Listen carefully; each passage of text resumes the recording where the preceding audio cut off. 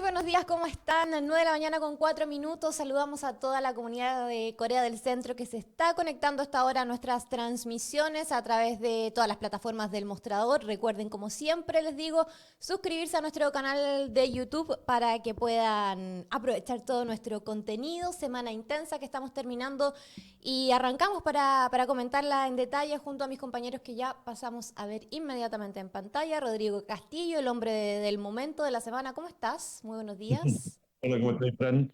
Muy bien, ¿Todo bien por gracias. acá? Y ahí de un radiante blanco vemos a Iván Weissman. ¿Cómo estás, colega?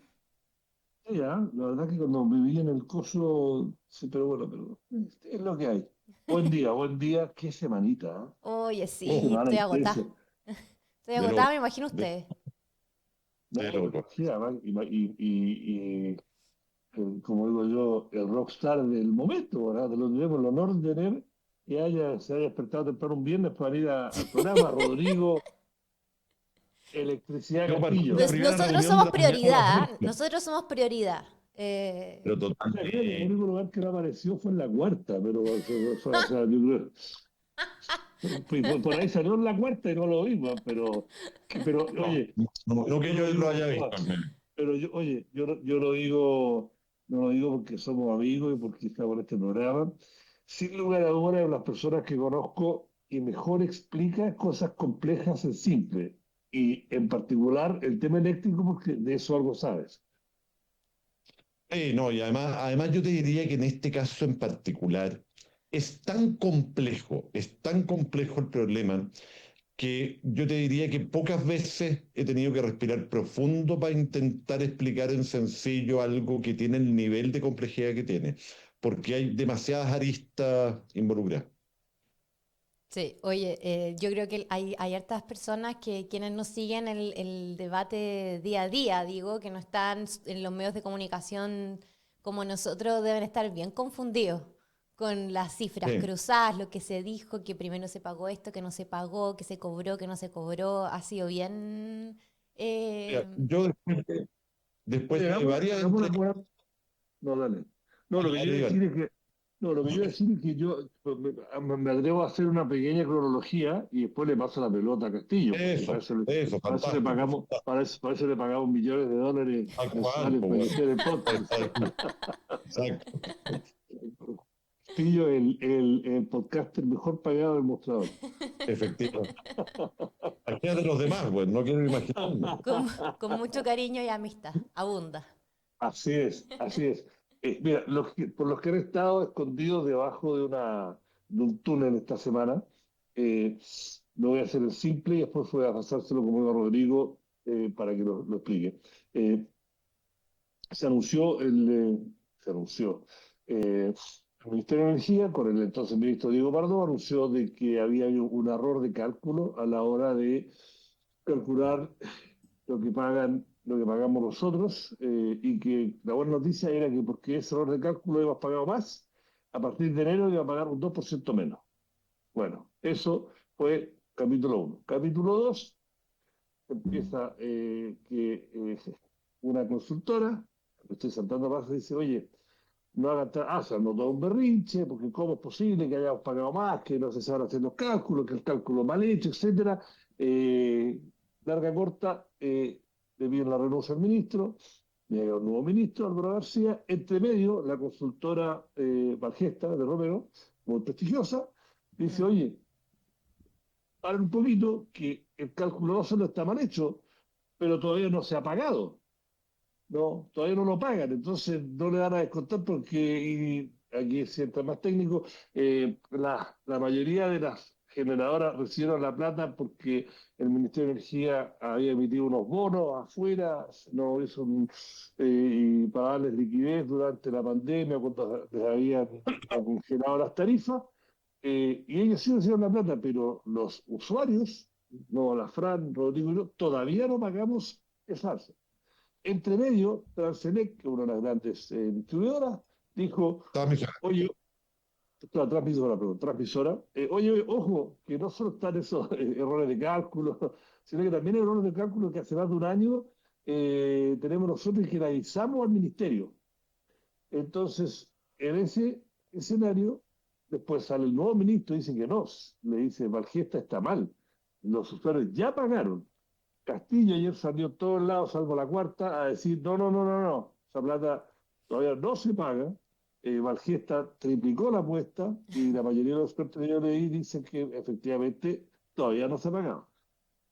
Así que creo que lo expliqué cronológicamente más o menos Perfecto, simple. perfecto, Perfecto. Le hago un perfecto. pase al área. Dos matices nomás. Sí. Dale. Dos matices. Oye, tomando- Rodrigo, déjame agregar como el Ah, puntito político. Sale el ex ministro de Energía, Diego Pardo, todo el mundo cree que se salva de la acusación constitucional, pero no. Va a ser acusado constitucionalmente y ahí se están pirquineando los votos. Eso también sí. No, y como no es menor como parte del entorno político y también industrial, porque evidentemente si llega a concretarse algo como esto, va a implicar volver a discutir muchas de estas cosas de nuevo. En fin. A ver, el resumen cronológico de Iván es exacto. Yo pondría solo un matiz porque creo que fue parte del problema. Y es que el anuncio del cambio metodológico de parte del ministro Pardo, no es espontáneo, sino que el Canal 13 había llevado el tema antes de que fuera anunciado por Pardo, Verdad, verdad. en función de que la Comisión Nacional de Energía, en su informe preliminar de noviembre, que es el que todos los noviembres y junios o mayos se dicta para elaborar el informe definitivo que luego se transforma en decreto tarifario semestral. Ellos siempre lo sacan en esta época. Y en ese informe preliminar venía algo que era atípico. Eso atípico era una serie de correcciones numéricas que derivaban en 4 páginas con un listado de empresas que habrían recibido sobrepagos producto de este ya tan comentado duplicación del efecto inflacionario en el cálculo de los saldos pendientes de pago a las empresas generadoras. Entonces, Canal 13 sale con el tema y al día siguiente el ministro Pardo intenta explicarlo como un cambio metodológico que iba a implicar una disminución de las tarifas, como una buena noticia. Ese relato en esos términos se sostuvo nada, muy poco, porque supimos muy prontamente que no era un cambio de metodología, sino más bien la corrección de un error metodológico que se había generado y que derivaba efectivamente en una sobreestimación de los reajustes de intereses que se debían producto del congelamiento tarifario del orden de los 115 millones de dólares. Efectivamente, esto finalmente le cuesta el puesto tanto a Pardo como al secretario ejecutivo de la Comisión Nacional de Energía. Asume el ministro García, quien obviamente llegando del Ministerio de Economía, pero sin mayores detalles más que los que les pudieran haber transferido los equipos en pocas horas, sale con un discurso coherente con lo que había dicho hasta ese momento el ministerio anterior. Se centra la discusión en si las empresas sabían o no sabían, etcétera. Entre medio, tal como tú comentas, Iván, y yo imaginando que igual como yo le recomendaría a cualquier ministro, el ministro tiene una pequeña ventana, todo nuevo ministro tiene una pequeña ventana en la cual reconocer un nuevo error o lo que sea, tiene un poquito de luna de miel porque no lo pueden culpar a él, digamos, porque se viene sentando, entonces probablemente por lo mismo prefirió sincerar de inmediato el que había otro problema tarifario de una naturaleza totalmente distinta, con una historia totalmente distinta, pero que tenía en común con la anterior 2 cosas, que eran montos parecidos y en segundo lugar que en teoría habían implicado una sobreestimación de las tarifas eléctricas a los chilenos. Estuvimos en total unas 2 semanas con esto hasta que efectivamente Valgesta sale a decir, mire, el error metodológico existe, sí, la sobreestimación de ingresos existe, sí, es de 115 millones de dólares, sí.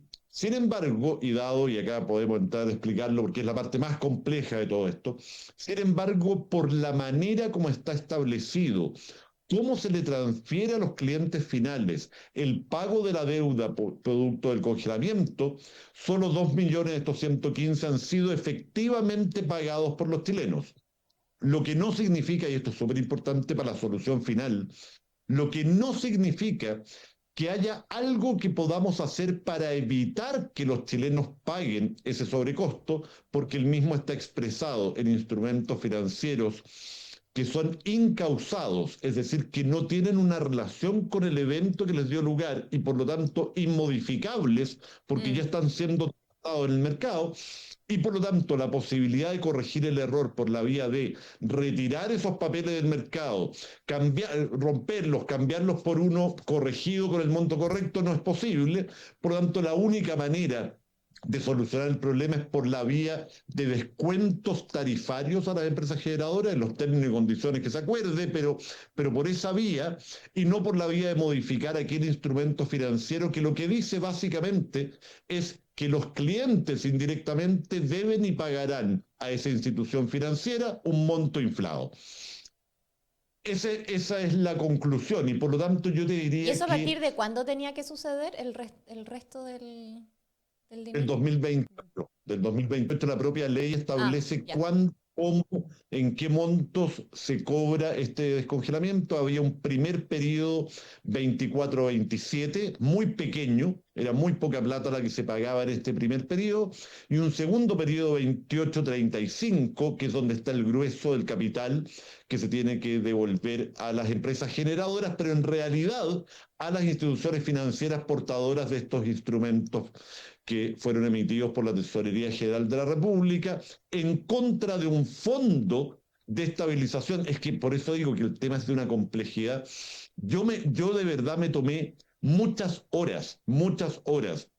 Tuve que hablar con muchos especialistas, nos tuvimos que juntar aquí con mi equipo, con los ingenieros, para entender en detalle qué es lo que había pasado, qué es lo que además justifica de algún modo el que haya habido tanto cantinfleo respecto a este tema, porque realmente no es fácil de explicar. Pero si yo tuviera que concluirlo de algún modo, y está, bueno, es la portada de Pulso de hoy día, digamos, mi explicación del tema, yo te diría que la discusión respecto de si los clientes ya lo pagaron o no lo pagaron, sin duda es una discusión importante, porque de hecho estuvimos discutiendo 2 semanas si había subido el IPC, lo cual es ridículo. ¿Cómo pudo haber subido el IPC si las cuentas realmente subieron?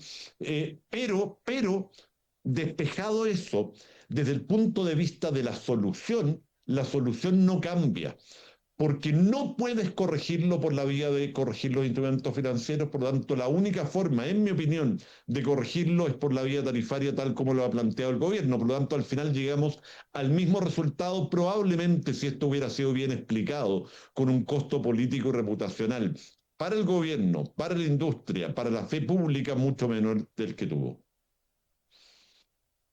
Wow. Tengo una pregunta Wow. filosófica, tengo una pregunta filosófica. O Esa, sea, esa sí que no voy a poder no tan responder. filosófica, no es tan filosófica, pero más de reflexión.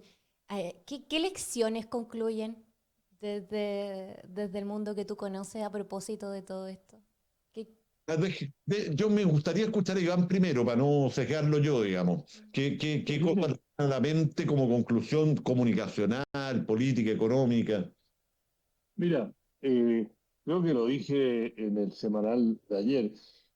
Eh, Mira, yo en los últimos 3 4 años, desde que empezó el tema, voy a ir un poco más atrás para darle un poquito de contexto. Yo, como siempre digo, sin contexto no explicas nada y con demasiado contexto perdonas todo.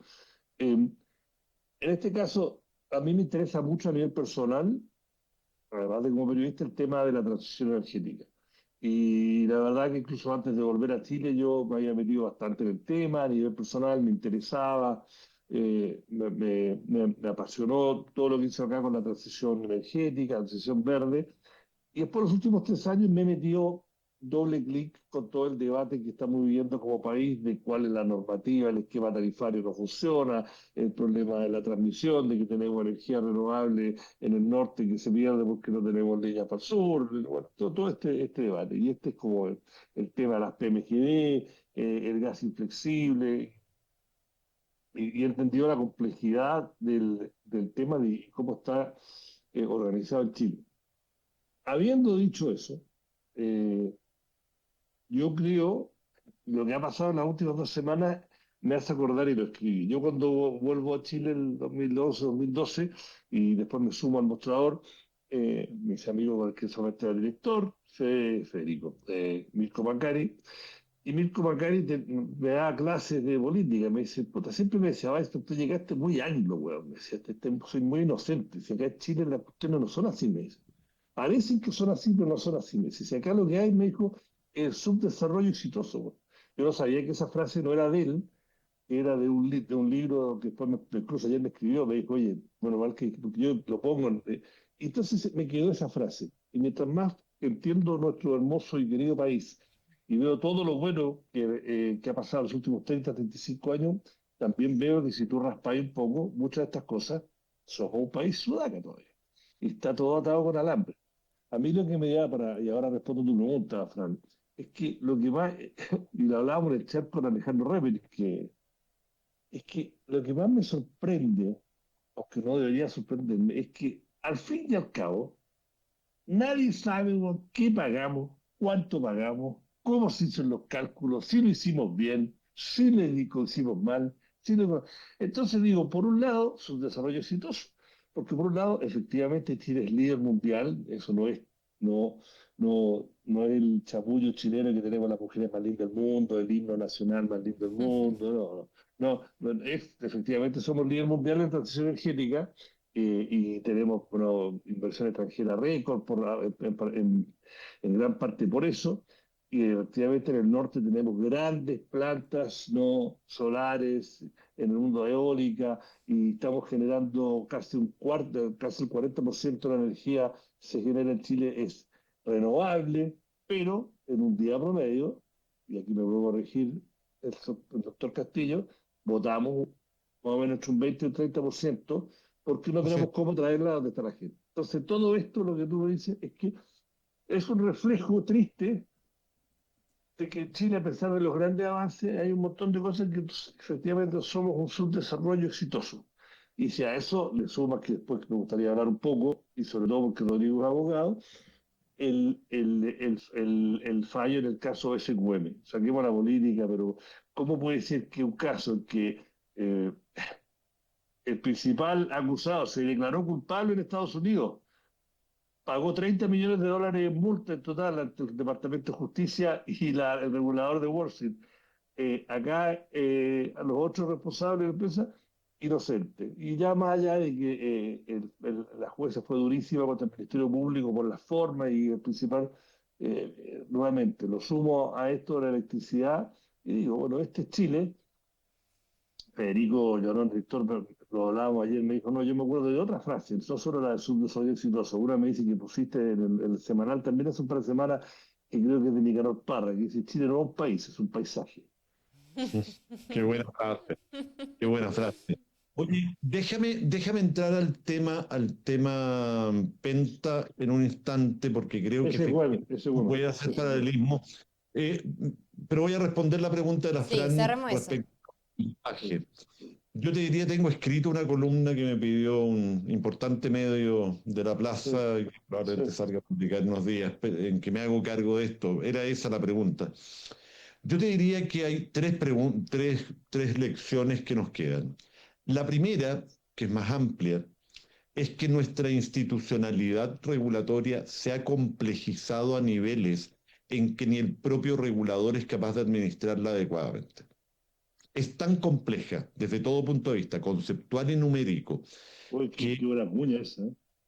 que Muy buena. se ha vuelto inmanejable e incontrolable. Solo dos ejemplos de esto. Los decretos tarifarios, no estos semestrales de los precios de nudo, porque esos salen mal, pero salen a tiempo. Eh, pero los decretos tarifarios grandes, que son distribución y transmisión, el de distribución salió 4 años tarde, siendo que su vigencia era de 4 años. Es decir, se dictó un mes o 2 meses antes de que dejara de estar vigente. El mismo decreto dictado. En transmisión, un poco menos exagerados los plazos, pero hablamos de 2 o 3 años de demora. ¿Cómo es posible que un país no sea capaz de hacer un cálculo tarifario para generar un decreto en 5 años? Porque esto partió un año antes. En 5 años no pudimos hacer un decreto como la gente. Eso da cuenta de que institucionalmente nuestros reguladores no dan el ancho, pero, y acá quiero ser bien justo, más allá de la crítica puntual que uno pueda tener a una administración de la Comisión Nacional de Energía, estructuralmente no están preparados, no tienen los recursos, no tienen la tecnología, no tienen el número de profesionales necesarios para administrar una regulación que se ha vuelto de tal modo compleja y caótica que ni ellos la entienden. Segundo aprendizaje. Hemos venido por populismo, y lo digo con todas sus letras, tomando decisiones de corto plazo, como los congelamientos de tarifas, que lo único que han hecho es introducir enormes niveles de inestabilidad regulatoria que nos han traído donde nos han traído. Si no hubiera sido por esos congelamientos y descongelamientos y por la necesidad de crear instrumentos financieros que permitieran financiar la caja de las generadoras que no iban a recibir todo lo que se les debía, no estaríamos en este problema, no hubiéramos tenido que subirle la cuenta como se la subimos en un solo año. Subió casi un 80% la tarifa porque acumulamos deuda por 5 años. Eso no se puede volver a repetir. Y lo tercero es que los países desarrollados, en Estados Unidos, donde tú has vivido, Iván, en Inglaterra, que es el referente en términos de regulación de mercados para el mundo, existe algo que es muy sano. Además de que existen reguladores colegiados como nuestra CMF, que es la única agencia chilena que se diseñó con estándares OCDE, con un regulador colegiado, con una comisión colegiada que supervisa la tarea de los funcionarios administrativos, esos países desarrollados tienen un sistema que se denomina de True Up, en que tú semestral o anualmente te haces cargo de que las regulaciones se equivocan, cometen errores, y una vez al año, sin trauma, sin que caigan gobiernos, sin que caigan ministros, se corrige lo que haya que corregir por todos los errores que se hubieran cometido, que son habituales en sistemas tan complejos. Entonces yo te diría que lo que nos lleva a pensar es que desde el punto de vista procedimental e institucional tenemos que simplificar la regulación, quitarle burocracias que hoy día no tienen sentido, generar un organismo regulador colegiado y finalmente tener mecanismos no traumáticos de TRUAP que nos permitan que errores que siempre pueden ocurrir puedan ser solucionados sin trauma, de forma natural, sin un escándalo, etc. Eso respecto del tema de los aprendizajes que yo veo de lo que hemos vivido en este periodo. Después, como les digo, si quieren podemos ir al tema SQM, que me parece particularmente atractivo de analizar, digamos. Vamos, Yo vamos. solo quiero sumar, Sí, sí, déjame sumar una cosa, a ver si lo dale, digo dale. porque me hizo acordar. Yo en la semana hablé con un ex ministro de Energía y me dijo, mira, ¿sabías que en otras palabras más o menos dijo lo que estamos diciendo acá y lo que acaba de decir Rodrigo?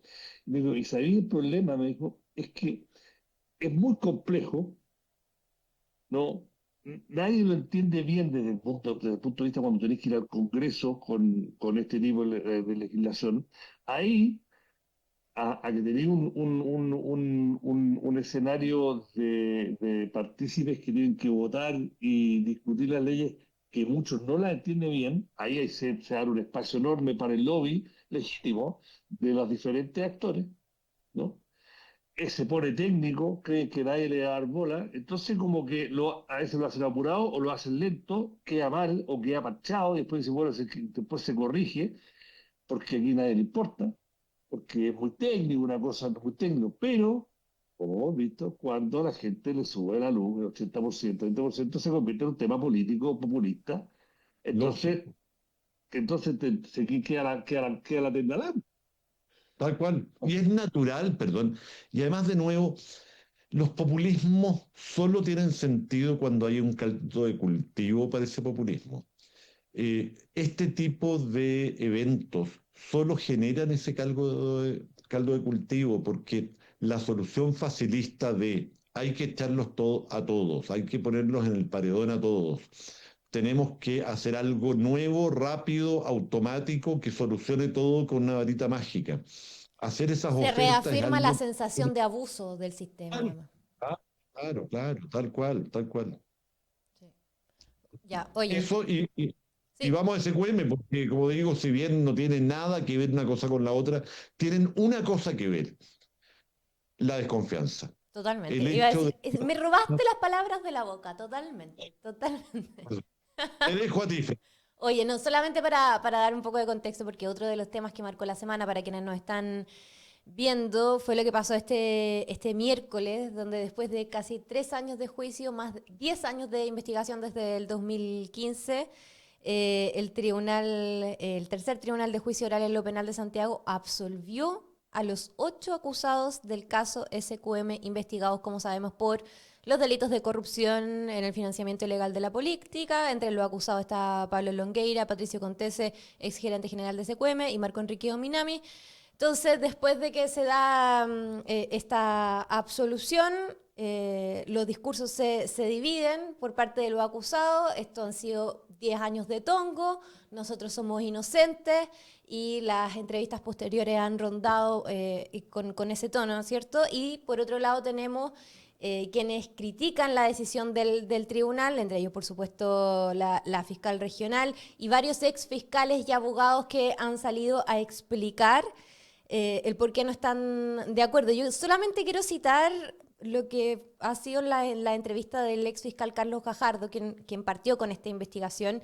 Él calificó este episodio como una crónica de muerte anunciada y acusó que finalmente se materializó el intento por ahogar el caso de SQM que partió el 2015, y empezó a hacer una cronología, ¿no? Estos días las entrevistas que ha dado, desde cuando se intervino el Servicio de Impuesto Interno, se cambió el director, se dejaron de hacer querellas, se hacían querellas para uno, para otros no, habían contradicciones, llega el fiscal Jorge Abot, desarma los equipos, y eso sin duda, a su juicio, decía el ex fiscal Gajardo, marcaron los años posteriores y que finalmente derivaron en la absolución de este miércoles. Ahora, lo que sí dice, y lo comparten varios abogados como Mauricio Daza también, es que las críticas que se hicieron a los procedimientos de la Fiscalía no justifican el resultado absolutorio, y que si de algo no había duda, y quienes conocían las pruebas lo ratificaron así, era de que el delito tributario estaba perfectamente establecido, con más de 50, de hecho 60 testigos, decía la fiscal regional, los correos electrónicos. Ahí también hubo una polémica respecto del por qué no se hizo uso de esa prueba, o se desacreditó esa prueba, porque Pablo Longueira usaba el Hotmail y no su correo No, pero es tremendo. del Lo Senado. hizo, perdón, Sí, pero déjame interrumpirte. sí, Lo dice la sentencia. El sí. tribunal, para absolver el cohecho, estima que Longueira no actuó como funcionario público, porque no se identificó como senador y porque no usó el correo institucional, sino que su correo personal de Hotmail. Exactamente. O sea, está. No, no, o sea, ahí te das cuenta que es Eso totalmente es la una misma vergüenza. pelota.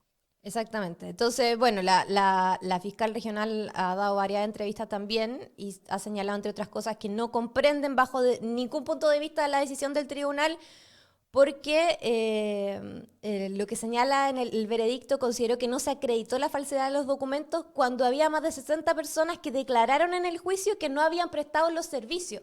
Entonces, hay una inconsistencia ahí Pero si el interesante de principal, oye, analizar. pero si el principal acusado, o sea, ese güey dijo ante la justicia y ante el regulador de Estados Unidos que lo había hecho. Entonces, Sí. bueno, entonces, si uno lo mira, si estamos acá en el mundo de lo insólito, es que la justicia chilena, a pesar el principal acusado dijo que sí, que ellos habían pagado y habían aportado ilegalmente plata política a campañas y a diferentes políticos, y pagaron 30 millones de dólares y que usaron plata que también era de los accionistas minoritarios. Acá la justicia dice sí, bueno, pero a los que les pagó, ellos son inocentes. O sea, como que no hay nadie, son culpables de hecho, pero no hay, no, eso es insólito, ¿no? A ver, Pero bueno. déjenme darles mi visión como abogado, aun cuando hago la reserva de que yo no soy penalista, por lo tanto puede que haya algún tecnicismo que se me vaya. Pero yo quisiera partir haciendo una distinción entre dos cosas, y que creo que es muy importante para el diseño de política pública. Los estándares probatorios de un juicio penal se parecen muy poco a los estándares probatorios de un proceso administrativo. Por lo tanto, algo puede ser cierto y estar confirmado en un procedimiento administrativo y no cumplir con el estándar de pena penal, de prueba penal. Es el motivo por el cual, por ejemplo, yo cuando cada vez que se dice que en materias, por ejemplo, de libre competencia, se deben generar delitos penales en lugar de simples cuestiones administrativas, siempre me he mostrado no reacio del todo, porque hay casos en los cuales es efectivo y es correcto, pero no de no enamorarnos de generar delitos para todo. ¿Por qué? Porque muchas veces eso va a implicar que un acto que en sede administrativa podríamos probar y castigar, no vamos a ser capaces de probarlo y castigarlo en sede judicial penal porque el estándar de prueba es mucho más alto. Entonces, eso es lo primero. No nos debe sorprender que algo sea establecido a nivel administrativo y no pueda ser establecido a nivel judicial. Dicho eso, entonces la pregunta es, las pruebas que se presentaron en este caso, aun cuando los hechos no los niega nadie, es decir, el hecho de que hubo boletas ideológicamente falsas no lo niega nadie en lo sustancial.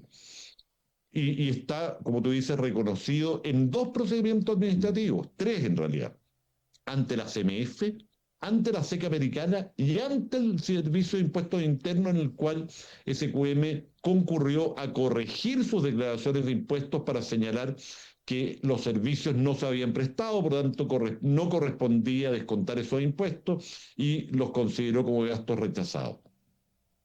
Los hechos, como digo, por lo tanto, al menos en la arista tributaria, me voy a dejar la arista cohecho de Pablo Longueira aparte, al menos en la arista tributaria, los hechos son fidedignos.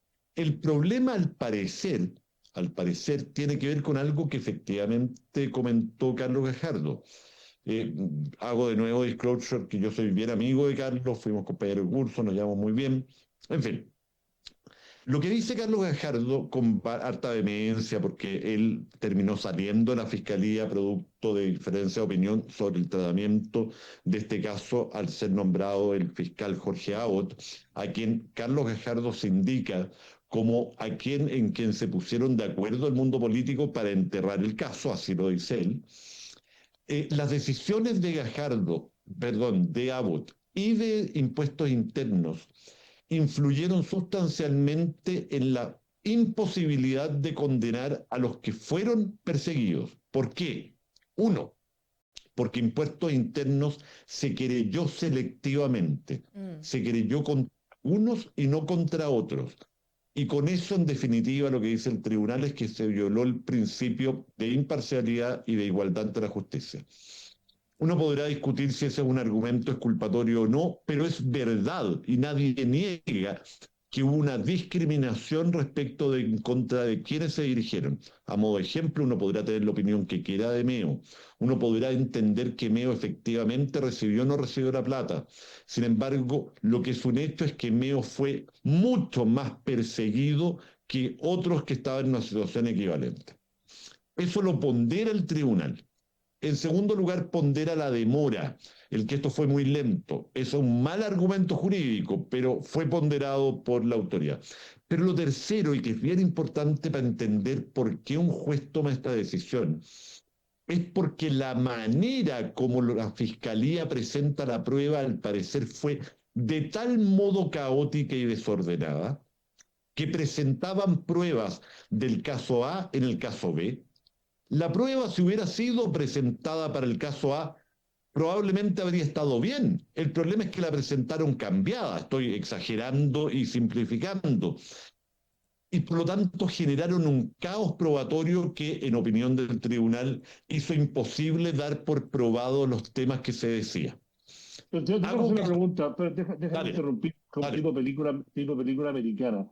Cuando tú estás haciendo el ejemplo de que estás presentando prueba A para tema B, para acusado B, como en las películas, no puede la jueza decir, momento, señor, usted, sáqueme esta prueba porque tiene nada que ver con el señor Longueira. Así que sáqueme y el fiscal o la fiscal puede decir, disculpe, no, claro, es para el otro acusado, ahora le he puesto esta. Te pegan un chilito en el juicio oral o cuando presentáis los papeles, pero... No sé, oye, estoy hablando como por abogado de película. Totalmente, es una gran pregunta.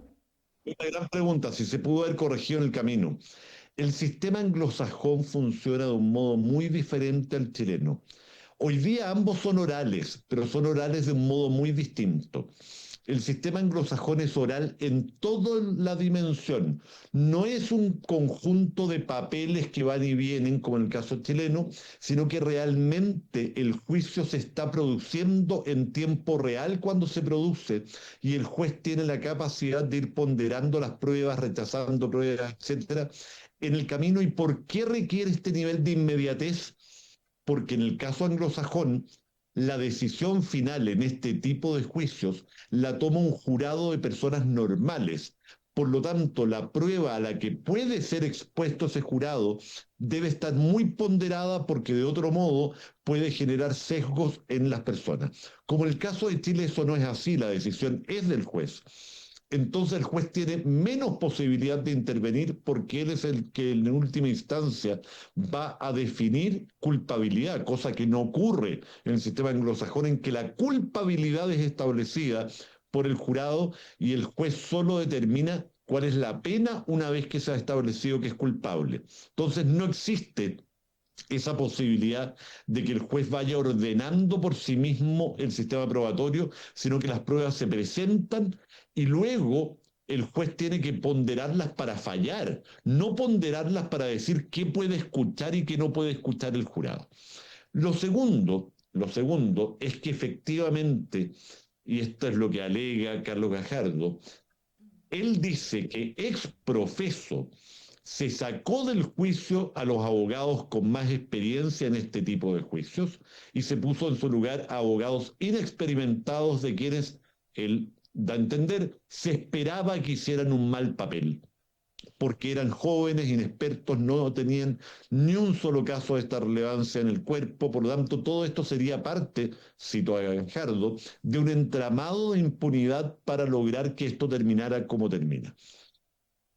Yendo al caso Longueira, de nuevo, no me quiero meter en cada detalle del proceso, uno, porque no me lo he leído en cada una de sus piezas, sino que me he enterado más bien por la prensa, pero efectivamente el que se establezca que no existe la calidad de funcionario público que es necesaria para constituir el delito de cohecho, porque el delito de cohecho es haberle pagado o entregado algún otro tipo de favor o prebenda a un funcionario público a cambio de que en su calidad de funcionario público tome una cierta decisión en favor de alguien, no se habría configurado en el caso de Longueira por dos motivos. Uno, porque no se pudo probar que le pagaron. Y ese es un buen argumento. Si la fiscalía no pudo probar que le pagaron a Longueira, efectivamente, ¿dónde estaría el cohecho? Uno podrá decir que fue un muy mal uso de sus funciones, incluso uno pudiera alegar que hubo tráfico de influencias, pero no cohecho, porque el elemento fundamental del cohecho es el pago, ya sea en dinero, en especies o en favores. El segundo, el que no era un funcionario público porque estaba ocupando su mail personal, creo que es un argumento ridículo que de hecho generaría impunidad como precedente. El día de mañana todos los funcionarios públicos van a tener todas sus comunicaciones por su Hotmail, Gmail, Yahoo Mail, y eso les permitiría el que no fueran considerados funcionarios públicos para los efectos de la ley, lo cual es algo, en mi opinión, descabellado. Hasta ahí llego porque ya di la lata una vez más en demasía. O ocupar el teléfono de la oficina o tu celular personal. Es como un poco la misma lógica. Claro. Si un funcionario público, cuando está hablando de materias propias de su cargo, da lo mismo si lo hizo por señales de humo. Mm. Es más, el hecho de no haber ocupado el correo institucional más bien podría dar cuenta de un deseo de ocultamiento, más que de la no calidad de funcionario público. ¿Iván? Como siempre, es difícil sumar a la perfección. No, es que no, que lo explicó muy bien, lo explicó muy Sí. claro. Ahora vamos más al punto que hiciste tú, Fran, cuando entramos en el tema de fondo. Es que justo salió el pasado 15 de octubre, salió una nueva encuesta Ipsos. Hoy, esta mañana, hay una encuesta que hace feedback y que más o menos dicen lo mismo, que tampoco es sorpresa, que eh, hay una gran percepción de la ciudadanía en Chile de que las instituciones no están funcionando y que en particular no están funcionando porque hay mucha corrupción. Y eso daña las confianzas, daña la confianza en la democracia. Y entonces creo que este tipo de cosas, más allá que a lo mejor, oye, a lo mejor después si no le hablo clic, eh, no sé, las juezas tenían razón. Yo entiendo, y corrígeme el término, que no se dice apelar, se dice pide la nulidad del fallo. Entiendo yo que la Fiscalía lo hará, lo va a hacer. Y Y también esto va a ser hablando con resuelto por la abogados, Corte Suprema. claro, pero yo entiendo que por varios abogados que no tienen gallo en la pelea, pero que son penalistas, me dicen que tiene alta probabilidad de que la fiscalía, de que gane la unidad del fallo.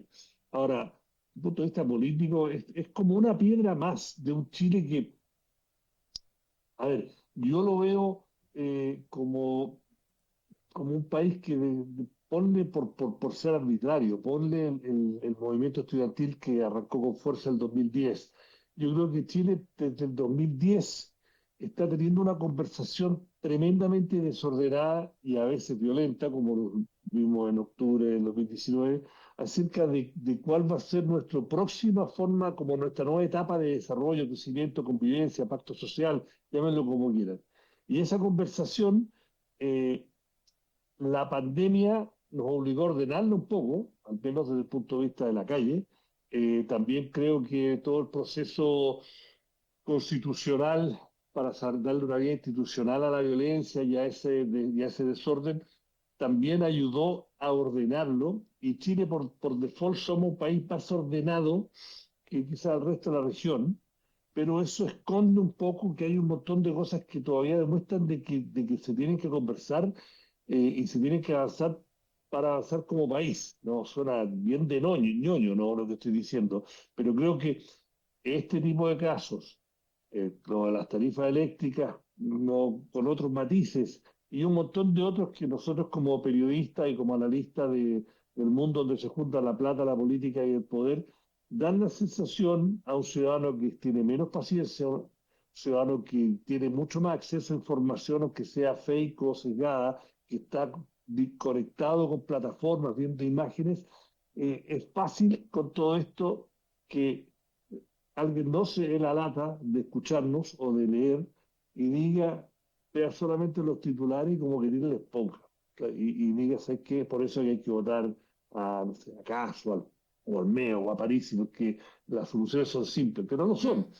Pero yo lo veo en ese contexto, ¿no? A mí me frustra, me saco, obviamente como periodista te apasiona, porque eso cuando te hace vibrar, yo elegí este oficio, hermoso oficio, porque creo que es importante y creo que tiene un rol, y cuando pasan estas cosas te sube la adrenalina y te dan ganas de reportar y llamar y preguntar, pero pobre lo veo como ciudadano, y tú decís, pucha, ¿cómo alguien después va a venir a leer la historia de Chile cuando hay un subterfugio también de que hay un montón de cosas buenas que están pasando y que tenemos oportunidades de arreglar, pero un poco me deprime porque me frustra que la que sea tan, que seamos tan no auto no la palabra, tan ¿cómo es la palabra? Se volvió la palabra, pero como que nos hacemos como que es como que nos hacíamos trampa en el solitario. Cuando de afuera me parece que pues, podría ser un poquito más simple y más ordenado. Creo que me desordené completamente comparado con el No, tema. no, se Sí. entendió, ¿ah? Mira, Se entendió ahora. justo estaba viendo la portada del Mercurio, salió en la nueva edición de la encuesta Bicentenario y lo que más se destaca es que los chilenos perciben que la corrupción ha crecido y aumentó casi 20 puntos en 10 años, pasó del 62% a 81% entre el 2015 y el 2025. Es el dato más contundente que trae la Bicentenario hoy día. Rodrigo. Sí. Yo, dos cosas. Uno, me hago cargo de lo último que tú has dicho. Yo estoy convencido de que el Chile del año 2025 es sin duda un Chile menos corrupto que el del 2015. Lo que ocurre, y es parte del motivo por el que somos menos corruptos, es que se conocieron actos de corrupción que venían dándose en forma histórica y que hoy día probablemente aquellos que alguna vez hubieran estado dispuestos a involucrarse en algo así ya no están dispuestos porque está a la vista que más allá de esta exculpación parcial, porque es apelable, o anulable. No, no vamos a decir que ninguno de estos involucrados lo pasó bien o no afectó sus vidas, digamos, Pablo Longueira, para qué decir, Marco Enrique Dominami y otros varios. Lo segundo, que de nuevo es un comentario ya más de teoría criminal, digamos, y de teoría del Estado, teoría jurídica, en fin. Hay una frase con la que yo comulgo, y yo sé que es difícil de escuchar y es difícil de apoyar, pero con la que yo comulgo.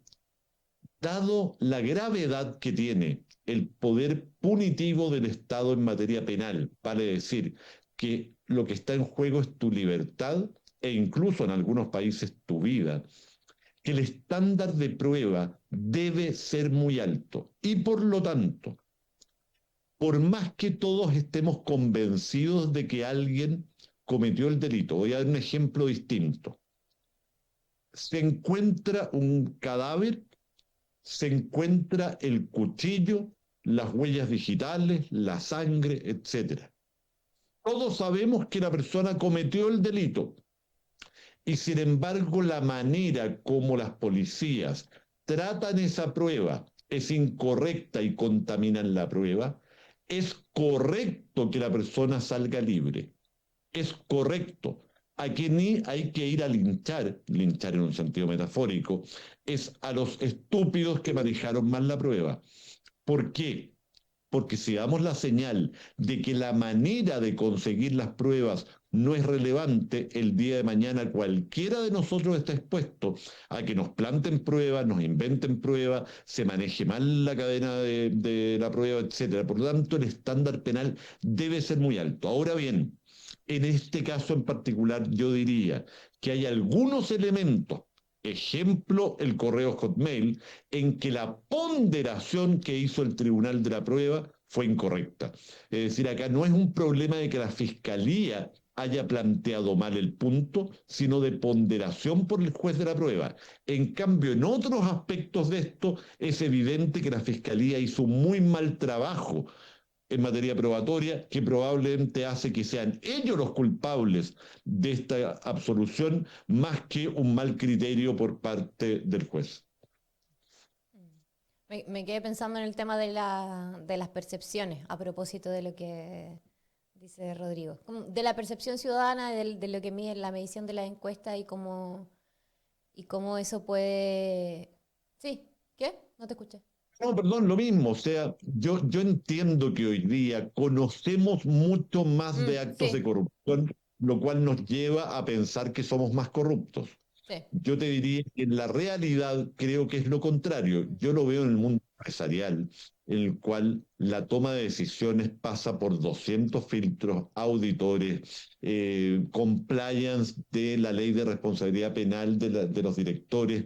Hoy día los directores ya no se pueden dar el lujo de ir a las reuniones, cobrar su suculenta dieta, tomar café y dar opiniones genéricas, sintiendo que su pega se agota ahí. Hoy día son responsables civil, administrativa y penalmente de las decisiones que toman sus empresas. Por lo tanto, hoy día el estándar ha subido mucho.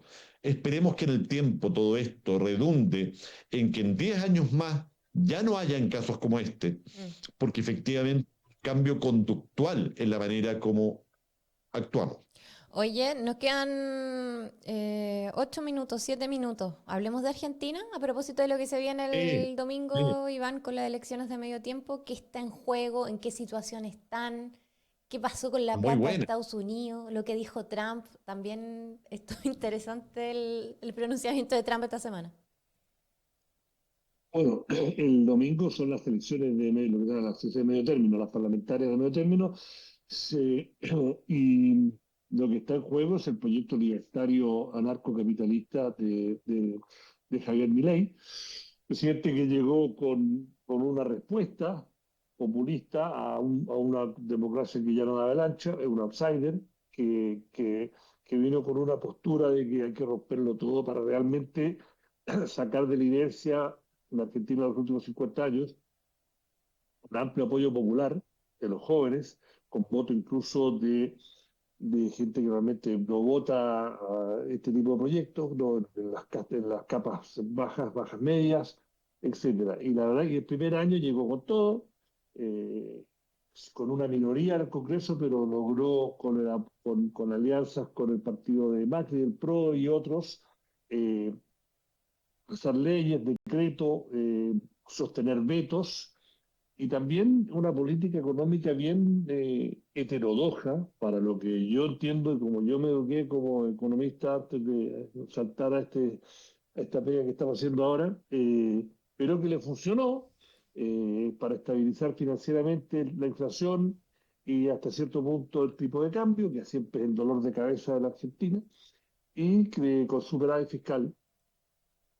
Y le funcionó, te diría yo, hasta abril, debo decir, con la economía volviendo a crecer, como rebote hasta cierto punto, reduciendo una serie usando lo que él llama la motosierra, recortando un montón ah, usando la vía administrativa, eliminando burocracia, dándole un impulso a la minería, con el argumento de que no puede ser que al otro lado de la cordillera, tenemos la misma cordillera, y Chile exporta 60.000 millones de dólares al año en cobre, litio, etcétera, y acá 4.000 millones, y en la misma cordillera. Bueno, pero entre medio con unas formas que un montón de gente le perdonaban, bueno, no te preocupes, la forma, una forma muy agresiva, se peleó con todos, se peleó con los gobernadores, se peleó con aliados, se peleó con se peleó con la prensa, eh, quiebres internos, y en abril se le empezó a desordenar el gallinero. Le empezaron a faltar dólares, hizo un nuevo acuerdo con el FMI, le llegaron no me acuerdo cuántos miles de millones de dólares. Después hizo una cosa interna para presionar a los ojeros, a las sojas como el cobre, las sojas en Argentina como el cobre, principal exportación. Les quitó ciertos impuestos para que En Chile cambiaran decimos dólares soja. rápido. Soya, perdón, claro, soya. Para que entraran 7.000 millones de dólares más. Igual el dólar se le empezó a escapar y vinieron las elecciones provinciales, la provincia de Buenos Aires, que es el principal bastión electoral del país, y ahí le fue muy mal. Era para un parlamentario. Las elecciones ahora son nacionales, para el Parlamento Nacional. Eh, y ahí se le desmoronó. Y tuvo que entrar ahí el tío Donald Trump, con promesas de ser un swap de 20.000 millones de dólares para darle apoyo al peso argentino, y se negocia con una serie de bancos. Argentina no puede ir al mercado internacional, a diferencia de Chile, que pudiera emitir deuda, No tiene clasificación de riesgo. claro, y porque tiene un riesgo país muy alto. Entonces, la única forma de, prestar, de tener plata es que a través de organismos multilaterales con garantía. Entonces, ahora se está negociando este crédito adicional de 20.000 millones de dólares. Todo esto para que Milei logre una victoria, que hasta hace un par de meses la encuesta lo daba como amplio ganador, para tener no mayoría en el Congreso y en el Senado de Diputados, pero sí con un número suficiente para poder, junto con los aliados que tiene, pasar y tener un poder de veto. Porque lo que no tiene, que lo tuvo el primer año, que con la alianza podía vetar y sostener el veto con un tercio, pero como se peleó con todos, con los gobernadores dialoguistas y con una parte del PRO y el partido y el radicalismo en Argentina, eh, en los últimos meses no ha podido sostener veto. Una ley para financiamiento de las universidades, otra ley para las discapacidades, otra ley para el hospital de niños, que él vetó, eh, se la pasa. Entonces, hay una crisis, no sé si una crisis económica, pero hay sondeos de una crisis financiera, mucho nerviosismo, y en ese contexto se va a las urnas. Ahora las encuestas dan la impresión de que va a ser peleado, se cree que igual su coalición va a ganar, pero por mucho menos de lo que se anticipaba hasta hace un par de semanas, eh, y que de los 7 grandes provincias que normalmente se anticipaba que ganaría, porque tiene una tendencia a ser, entre comillas, antiperonista, se cree que puede que ganen 3 o 4, eh, suficientes para tener un Congreso en los últimos años de que tenga suficiente fuerza para sostener veto, evitar un juicio político, o sea, por un sólido más de un tercio. Se cree que sí, pero está todo muy, muy, muy líquido, como se diría, mucho nerviosismo, y se da en un contexto más que, bueno, que a veces las casualidades son... O sea, que justo esta semana en Argentina se da una reunión anual que hace JP Morgan, el banco más grande, más importante del mundo, con parte presencia en Chile, en que todos los gerentes generales de todos los países de la región y algunos más se reúnen, viene la junta de directorio, viene la junta asesor, eh, por 2 o 3 días, y se da justo que es en Argentina. Entonces en Buenos Aires está Jamie Dimon, que lo llaman el banquero más poderoso del mundo. JP Morgan es uno de los bancos que está negociando con la presión detrás de Trump y la Casa Blanca para armar un crédito sindicado de 20.000 millones de dólares. Está acá Tony Blair, el ex primer ministro de Inglaterra, que es parte del directorio. Está, bueno, está el que es el que maneja JP Morgan América Latina, que es un chileno que se llama Alfonso Izaguirre. Está el que maneja JP Morgan Chile, que se volvió Andrés, se me olvidó el apellido. Eh, entonces, justo como y hay eventos, van a ir al polo, entonces como se habla de que Roma arde y mientras tanto no hay estas reuniones y No pasa fiestas. nada. Entonces hay un clima de tensión, y así que sí, las elecciones del domingo. A ver, haciéndole un doble clic, gente que entiende mucho más de la política argentina que yo, te dice, mira, hay muchos casos en que, por ejemplo, Macri arrasó en las elecciones de medio término y en 6 meses tenía una crisis que casi lo saca. Y ahora ha habido otros presidentes que su partido ha perdido la de medio término y después han tenido 2 años exitosísimos. Entonces, ¿no? Hay que mirarlo el día a día, pero sí, de que hay mucha anticipación y además que el primer voto de este proyecto que, como digo, lo que dicen la gente, y creo que me sumo, es que el hecho de que él se peleara con todo de una forma tan agresiva le ha jugado en contra, más allá que está enfrentando una situación compleja desde el punto de vista político y económico. No, y lo Sí, de pues. su hermana. Oye, son las 10 de la mañana en punto. ¿Algo más, Rodrigo Castillo, que agregar antes de despedirnos? Bueno, con todo lo que he hablado ya no voy a molestarlos más. Oye, No, un placer. un placer tenerlos este viernes. Vamos a estar atentos a la elección en Argentina. Debate presidencial acá también, por lo demás, este domingo, que vamos a estar comentando la próxima semana. Eso y mucho Un más. detalle nomás. Sí. Esto es más viejo que el Hilo Negro, pero salió la última temporada. Mi hijo me insistió hasta el hartazgo que teníamos que ver Ted Lasso. Nunca me tincó, el tema no me No lo he tincaba, no encontraba visto. nada, pero me obligó a verlo. Estoy chiflado por la serie. ¿En serio? Chiflado, chiflado, chiflado. ¿Cuál? Pero Ted Lasso. Ted Lasso, la historia de un entrenador Ah, de sí, americano, yo vi las primeras dos. Yo vi las primeras 2 temporadas, sí, sí. está la tercera, que es la mejor de las tres. Ya, buen dato para el fin de semana. Nos quedamos con eso, que estén muy bien, que tengan un muy buen fin de semana la audiencia también. Chao, chao. Nos vemos. Abrazo. Chao, chao.